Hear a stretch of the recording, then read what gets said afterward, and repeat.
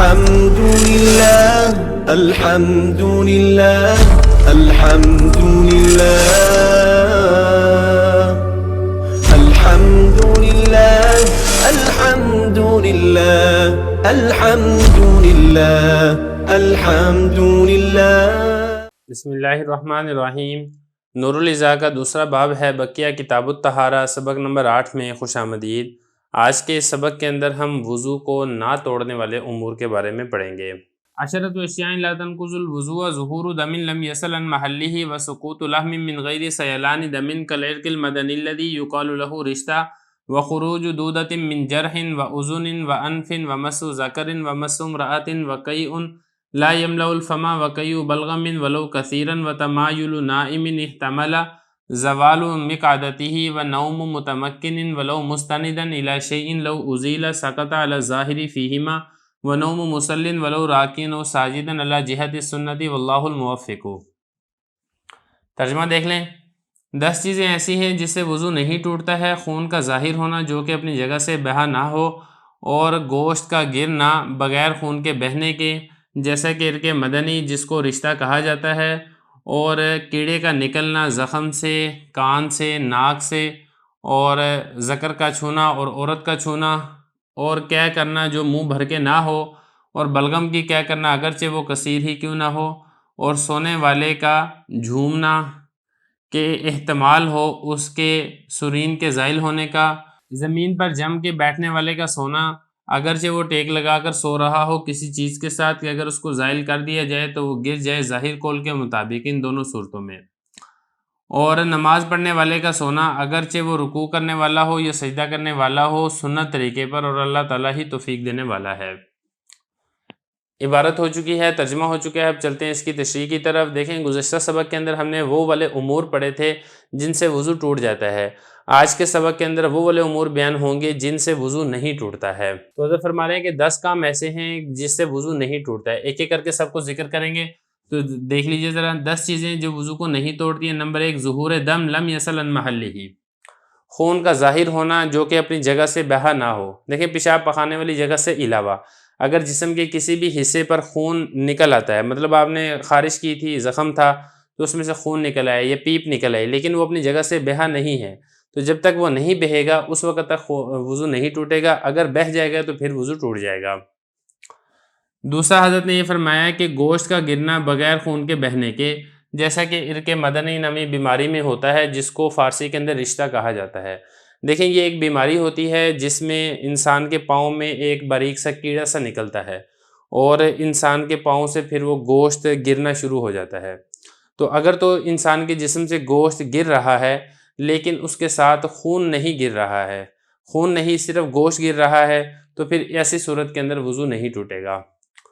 تو یہ فرما رہے ہیں کہ گوشت کا گرنا بغیر خون کے بہنے کے جیسا کہ عرق مدنی نامی بیماری کے اندر ہوتا ہے جس کو فارسی میں رشتہ کہا جاتا ہے۔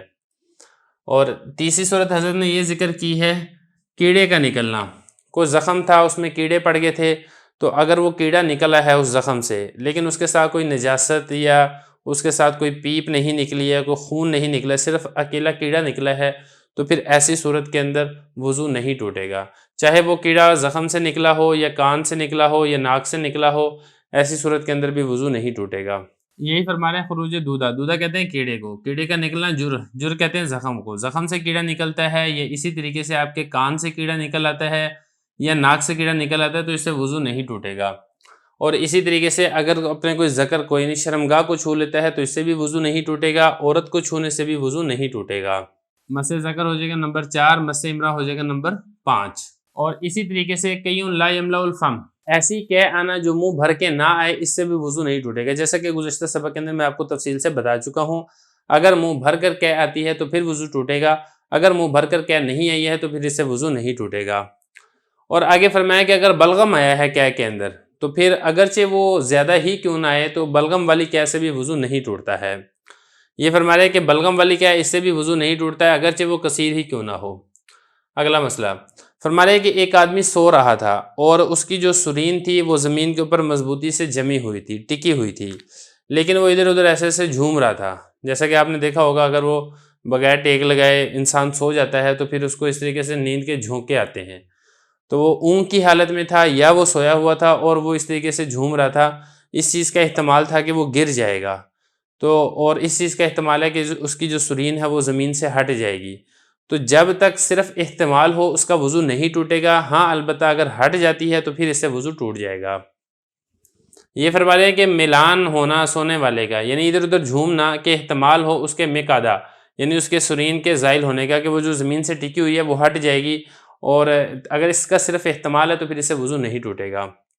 ونوم متمکن، متمکن کا مطلب ہے کہ جو اپنی سرین کو زمین پر ٹکا کر بیٹھا ہوا ہے اور وہ سو رہا ہے اور اس نے ٹیک لگائی ہے. مثال کے طور پہ یہ دیوار ہے نا، میں یہاں پہ چونکڑی مار کے بیٹھ جاتا ہوں اور میں اس طریقے سے دیوار کے ساتھ ٹیک لگا لیتا ہوں.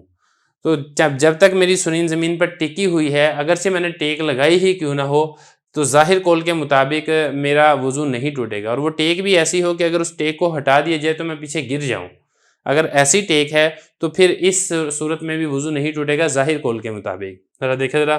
فرما رہے نوم متمکن، متمکن کا جو سونا ہے اگر وہ ٹیک لگا کر سو رہا ہو کسی چیز کے ساتھ، کہ اگر اس کو ہٹا دیا جائے اس کی ٹیک کو تو وہ گر جائے، تو ظاہر قول کے مطابق ان دونوں صورتوں میں وضو نہیں ٹوٹے گا. لیکن اب یہاں پہ یہ بھی دیکھ لیں کہ جو فقہائے حنفیہ میں سے جو متاخرین ہیں انہوں نے یہ دوسری صورت، مطلب اگر کوئی ٹیک لگا کر سو رہا ہے اگرچہ اس نے سرین کو زمین پر ٹکایا ہی کیوں نہ ہو، تو جو متاخرین نے فتویٰ اس کے اوپر دیا ہے کہ احتیاطاً وضو ٹوٹ جائے گا. ونوم مسلٍ ولو راکن و ساجدن، اگلا مسئلہ فرماتے ہیں کہ رکوع سجدہ کرنے والا اگر وہ سنت طریقے سے کر رہا ہے تو پھر اس صورت میں بھی اگر وہ سو جاتا ہے نماز میں تو اس کا وضو نہیں ٹوٹے گا.